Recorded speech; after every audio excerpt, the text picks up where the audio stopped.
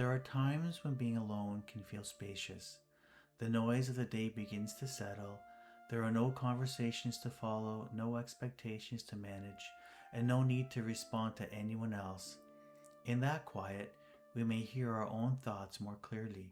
We might notice what we have been feeling, what has been occupying our attention, or what has quietly been waiting beneath the activity of everyday life. Being alone can sometimes feel like returning to ourselves. And yet, at other times, the very same quiet room can feel painfully empty. The silence that once felt peaceful may begin to feel heavy. We may reach for our phone, look for someone to message, or search for something to fill the space.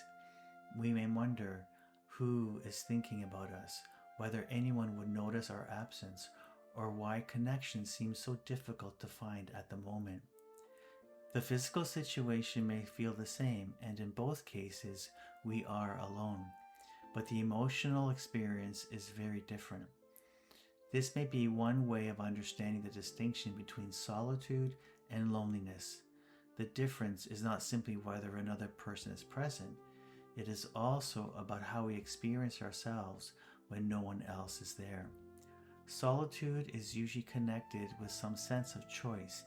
Even when this choice is temporary, it can give us room to pause, reflect, imagine, and create, or simply rest from the demands of being in contact with other people. Loneliness often feels less chosen. It may carry a sense that the connection we want is unavailable, uncertain, or difficult to ask for. It is not merely the absence of company, it is the felt absence of meaningful contact. A person can be physically alone without feeling lonely, and a person can feel deeply lonely while sitting in a crowded room.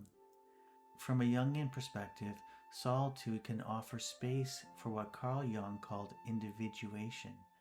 Individuation is a lifelong process of becoming more conscious of who we are beneath our social roles, expectations, and familiar ways of adapting. Most of us move through life carrying many identities. We may be a parent, a colleague, a friend, or a person others rely on. These roles are meaningful, but they can also become so familiar that we begin to experience ourselves mainly through what other people need or expect from us. Quiet can interrupt that pattern. When the surrounding voices become softer, our own inner voice may become easier to hear. Feelings, memories, wishes, and questions that have remained in the background may begin to come forward. We might become aware of something we miss. We may recognize a need that has gone unattended. We may remember an interest, hope, or part of ourselves that has been crowded out by responsibility. This does not mean that every period of solitude will lead to a profound discovery. Sometimes being alone simply allows the nervous energy of the day to settle. Sometimes it gives us a chance to do very little. Even that can be valuable in a world that often encourages constant activity and responsiveness. But Jungian thought does not suggest that becoming ourselves means withdrawing from other people. Individuation is not the same as isolation. We discover who we are partly through inward reflection, but also through relationships. Other people respond to us, challenge us, surprise us, comfort us. They misunderstand us and sometimes see qualities in us that we have not yet recognized in ourselves. Solitude may help us hear our inner voice. Relationship gives that voice somewhere to be spoken, tested, and received. This is part of what can make loneliness so difficult. Loneliness may involve more than wanting someone nearby.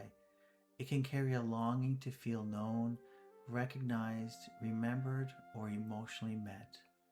Sometimes the desire for company reflects a genuine need for care and belonging. Human beings are relational. Wanting closeness does not represent weakness or failure.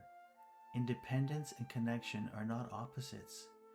We can value our autonomy while still needing companionship, affection, conversation, and support. At other times, constant activity or contact may protect us from what appears when we become still. We may fill every quiet moment with messages, entertainment, work, and background noise. Not because these things are necessarily harmful, but because silence can sometimes bring us into contact with thoughts or feelings that are easier to avoid when we remain occupied.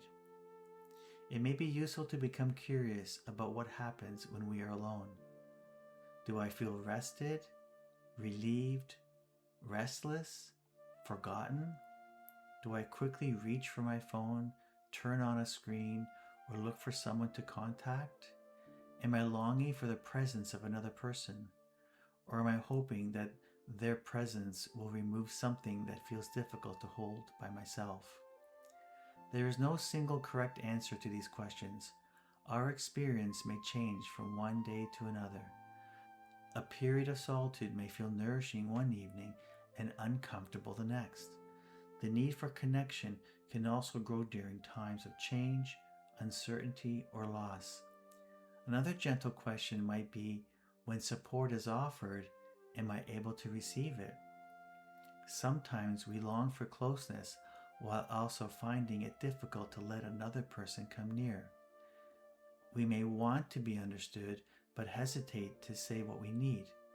We may hope that someone will notice without having to be told, or we may accept company while continuing to hide the parts of ourselves that most want to be met. The aim may not be to choose solitude over relationship or independence over needing others. A fuller life may include both. It may involve learning how to spend time with ourselves without gradually disappearing into isolation. It may also involve reaching towards others without abandoning our own perspective, preferences, or boundaries. Solitude can become a place where we listen inwardly. Connection can remind us that not every experience has to be carried alone. Perhaps the question is not whether we should need other people.